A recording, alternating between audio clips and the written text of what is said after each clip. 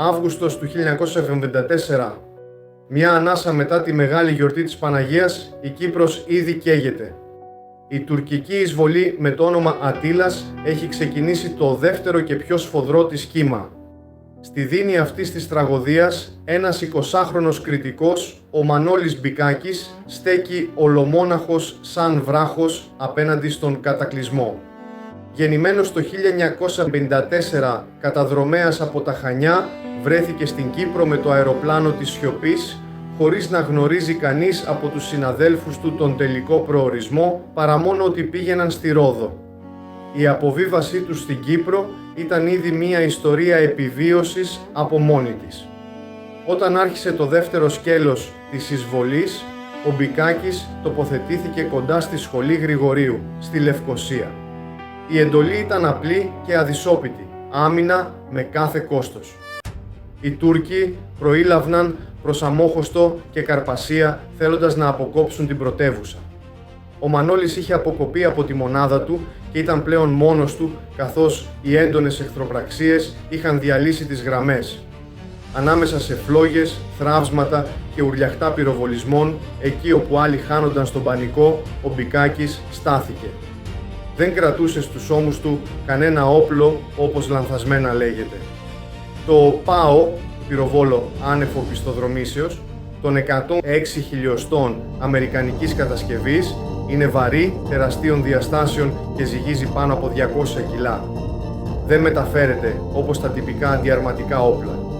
Όμως ο Μπικάκης δεν χρειάστηκε να το κουβαλήσει. Κατά τη διάρκεια της σύγκρουσης εντόπισε ένα εγκαταλελειμμένο στρατιωτικό όχημα, πιθανόν ένα M151 MUT, το οποίο έφερε επάνω του το ΠΑΟ έτοιμο για χρήση. Ήταν μόνος, αλλά είχε τη γνώση. Είχε την εκπαίδευση. Είχε τα νεύρα ατσάλινα. Έχοντας μόλις 8 βλήματα στη διάθεσή του, ανέλαβε μια αποστολή που φάνταζε αδύνατη. Ολόκληρος ουλαμός τουρκικών αρμάτων μάχης κινείτο προς το μέρος του. Άρματα M48 αμερικανικής κατασκευής και με θωράκιση αδιαπέραστη. Ήταν περίπου 300 μέτρα μακριά. Εκείνος όμως ψύχρεμος. Στόχευσε, πυροδότησε και το πρώτο θηρίο τινάχθηκε στον αέρα. Ένας γίγαντας έπεφτε από ένα μόνο χτύπημα. Δεν σταμάτησε εκεί. Μετακινούσε το όπλο όσες φορές χρειαζόταν, πιθανότατα με βοήθεια από το όχημα ή σε σταθερή βάση στο έδαφος. Δεν υπήρχε κάλυψη. Ούτε δεύτερο ζευγάρι χέρια. Μόνο εκείνος. Και συνέχισε. Δεύτερο τάγκ, τρίτο, τέταρτο. Το πεδίο μάχης άρχισε να αλλάζει μορφή. Οι Τούρκοι ευνηδιάστηκαν. Κανείς δεν ήξερε πόσοι στρατιώτες βρίσκονταν στην περιοχή, μα φάνταζε σαν να τους κρατά ολόκληρη δύναμη πυρός. Από τα 8 βλήματα, μόνο λίγα απέμεναν.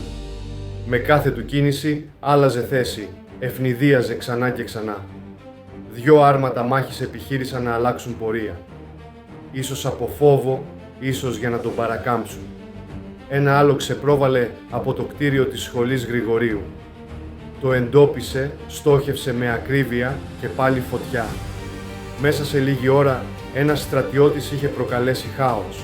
Μαρτυρίες μιλούν για 4, άλλες για 6 κατεστραμμένα άρματα. Επισήμως το Υπουργείο Εθνικής Άμυνας μίλησε για 4. Μα τι σημασία έχει? Ο αντίκτυπος στην επιχείρηση ήταν καταλυτικός. Το τουρκικό τάγμα διασκορπίστηκε. Οι άνδρες του πεζικού κατέφυγαν σε κτίρια. Ο Μπικάκης είχε απομείνει με 2 βολίδες και καμιά ελπίδα. Δεν εγκατέλειψε. Δεν παραδόθηκε. Κρύφτηκε, μετακινήθηκε διαρκώς, έμεινε αθέατος. Πέρασαν 4, ίσως 5 μέρες. Οι συνάδελφοί του πίστευαν πως είχε πέσει. Εκείνος όμως επέζησε. Χωρίς νερό, χωρίς φαγητό, μέσα στην αφόρητη ζέστη του Αυγούστου, σε κατεστραμμένο τοπίο. Όταν τελικά ενώθηκε ξανά με τους Έλληνες στρατιώτες, ήταν εξαντλημένος. Μόνο μία φράση μπόρεσε να ψελίσει. «Έχετε λίγο νερό?» Ο Μανώλης Μπικάκης δεν ήταν μόνο ένας ήρωας. Ήταν το σύμβολο μιας μοναχικής αντίστασης. Μιας πράξης αυταπάρνησης που σπανίζει. Ένας στρατιώτης που έκανε ό,τι μπορούσε και ακόμη παραπάνω για να κρατήσει τη γη ελεύθερη, έστω για λίγες ώρες ακόμα.